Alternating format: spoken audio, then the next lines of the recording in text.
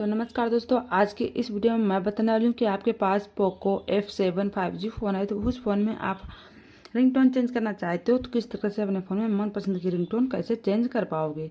इसके लिए आपको करना क्या होगा, आपको अपने फ़ोन में सेटिंग्स ओपन कर लेना है। उसके बाद यहाँ पर आप नीचे की तरफ आएंगे, यहाँ पर ऑप्शन लगा साउंड एंड वाइब्रेशन का, तो इस पर क्लिक कर देना है। उसके बाद यहाँ पर आपको ऑप्शन मिल जाएगा रिंगटोन का, तो इस पर क्लिक कर देना है। जैसे इस पर क्लिक करेंगे तो यहाँ पर देखिए आपके फ़ोन में बहुत सारे रिंगटोन दिख जाएंगे। तो जो रिंगटोन आपको पसंद है इस पर इस तरीके से क्लिक कर देना है। तो यहाँ पर देखिए हम इस तरीके से इस पर क्लिक कर देंगे और यहाँ से अपने फ़ोन में रिंगटोन चेंज कर सकते हो।